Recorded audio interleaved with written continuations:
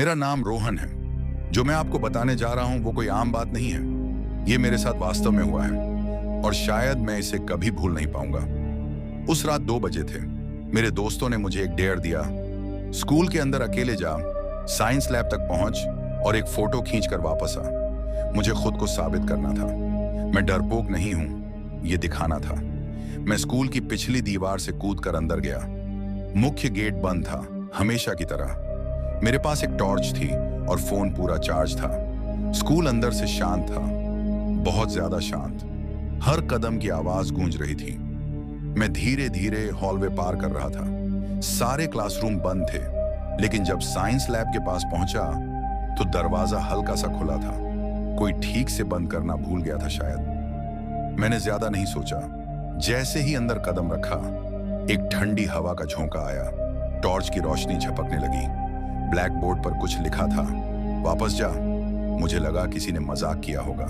तभी एक आवाज सुनाई दी, बहुत धीरे, जैसे कान में किसी ने कहा हो, मत जा। मैं पलटा, पीछे कोई नहीं था। मैं थोड़ा डर गया था, लेकिन रुका नहीं। फोन निकाला, फोटो लेनी थी, लेकिन स्क्रीन काली थी। फोन बंद हो चुका था।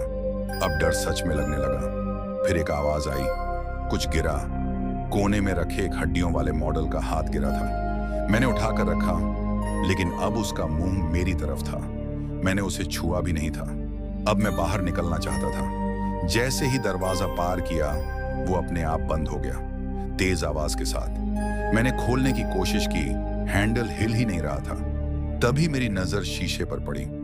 मैं खुद को देख रहा था, लेकिन अजीब बात यह थी, मैं तो सीरियस था, लेकिन शीशे वाला मुस्कुरा रहा था। धीरे धीरे उसकी आंखें काली होने लगी। मैं पीछे हटा और तभी शीशे से एक जला हुआ हाथ बाहर आया, बिल्कुल मेरे जैसे, पर जला हुआ। उसने मेरा गला पकड़ लिया।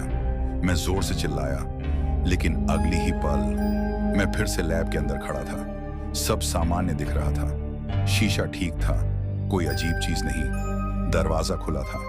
मैं भागा। जैसे ही हॉलवे में पहुंचा, सब कुछ उल्टा लगने लगा।